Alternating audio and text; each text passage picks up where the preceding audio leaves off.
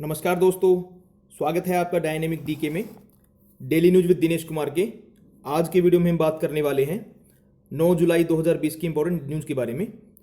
दोस्तों, आज की खबरें और वीडियो के लास्ट में कवर की जाने वाले मज़ेदार फैक्ट्स को जानने के लिए इस वीडियो को पूरा देखिएगा। पहले बात करते हैं आज के वीडियो के की अट्रैक्शंस के बारे में।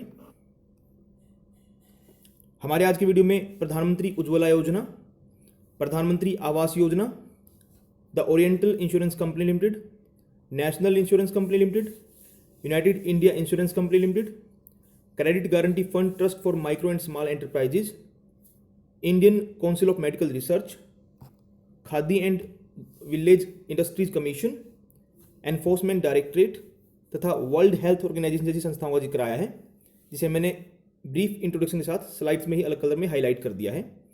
तो इनके बारे में जानने के लिए आप वीडियो की स्लाइड्स को ध्यान से देखिएगा। चलिए वीडियो शुरू करते हैं। केंद्रीय मंत्रिमंडल ने कल प्रधानमंत्री गरीब कल्याण अन्न योजना की अवधि 5 महीने बढ़ाने को मंजूरी दी है।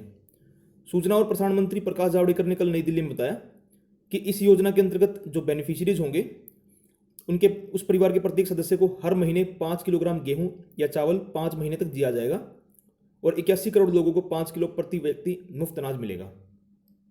इसके अलावा 5 किलो चना एक परिवार को मिलेगा।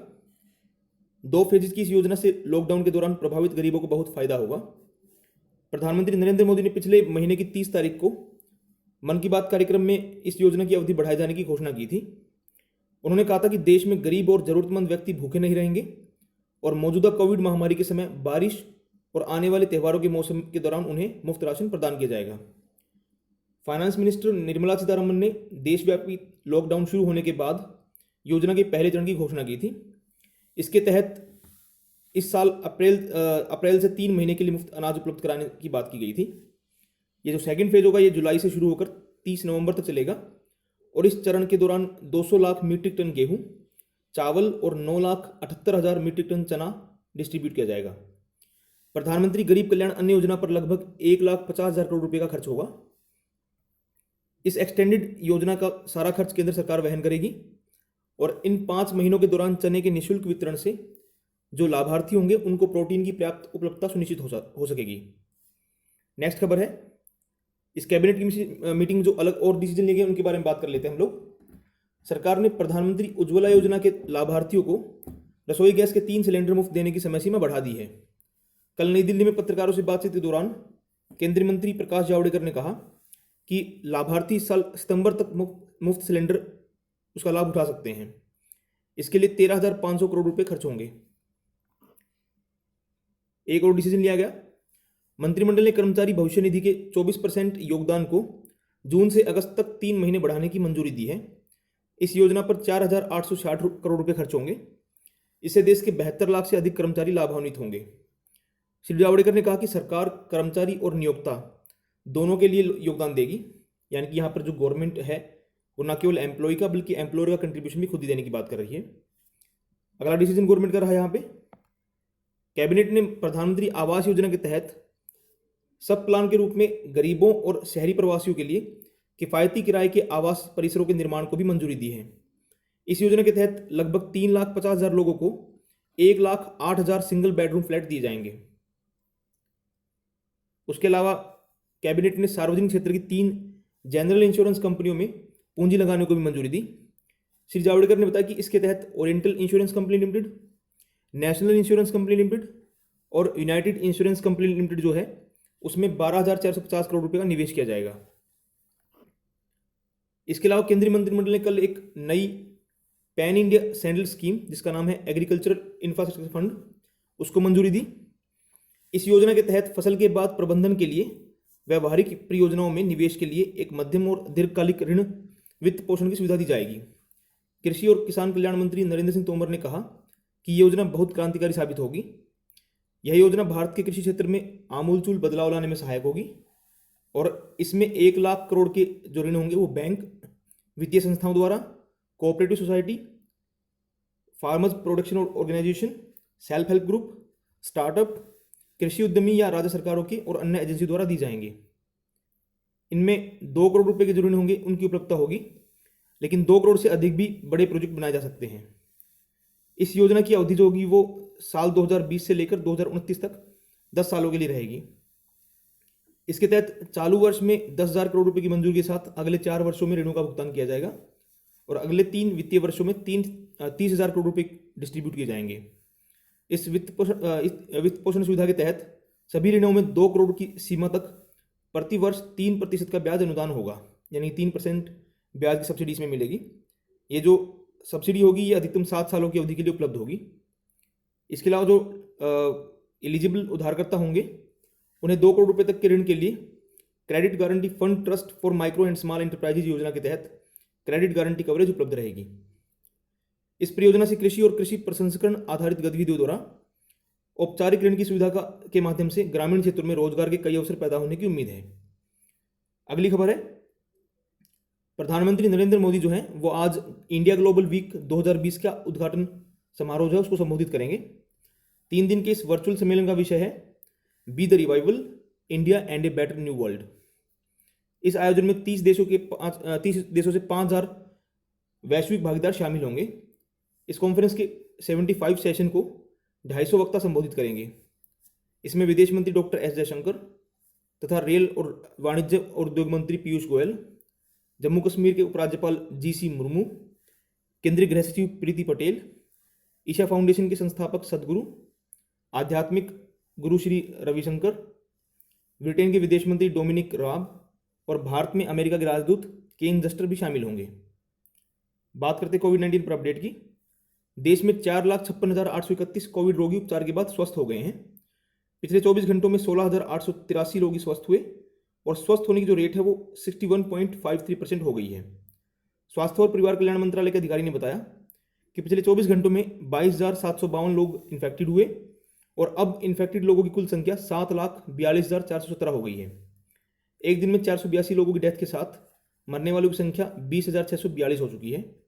इस समय 2,64,944 लोगों का इलाज चल रहा है। जो Indian council of medical research है उसके अधिकारी ने बताया कि पिछले 24 घंटों में देश की विभिन्न लेबोरेटरीज में 2,62,679 सैंपल की टेस्टिंग की गई और अब तक कुल 1,04,73,711 नमूनों की जांच की जा चुकी है। हमारे देश में अब 1,119 जो लेबोरेटरीज हैं वो कोविड-19 की टेस्टिंग कर रही हैं।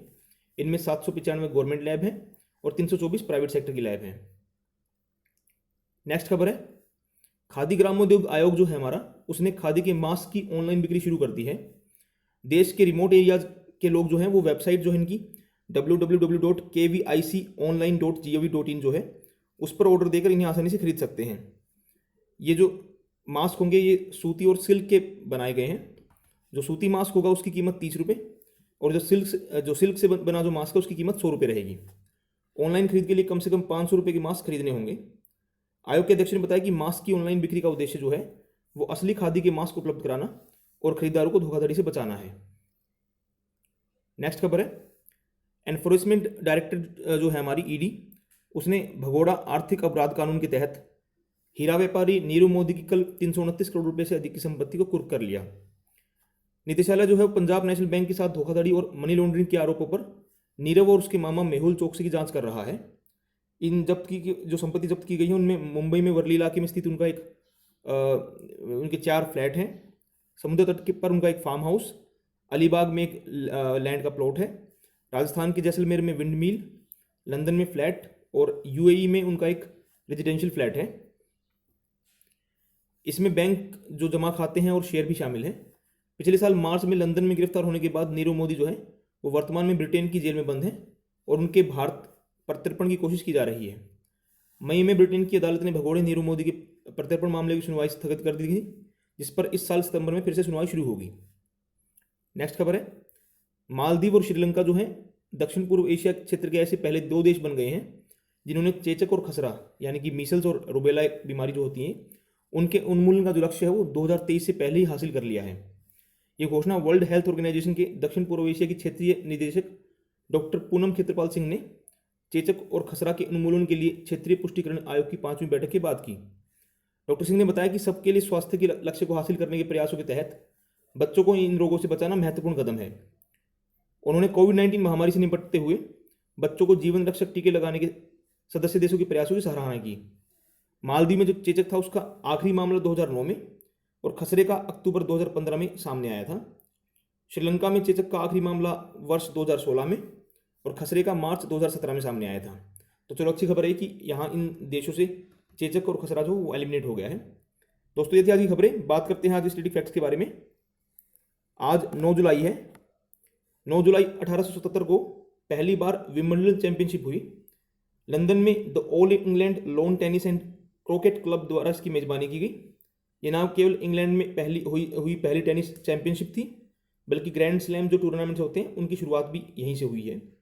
इसमें 22 लोगों ने भाग लिया था और स्पेंसर गोर जो हैं उसके जीतने वाले पहले व्यक्ति बने थे। 9 जुलाई 1816 को अर्जेंटीना जो था वो स्पेन से आज़ाद हुआ। 9 जुलाई 2002 को अफ्रीकन यूनियन की स्थापना हुई और दक्षिण अफ्रीका के राष्ट्रपति थाबो म्बेकी जो हैं वो इसके पहले अध्यक्ष बने।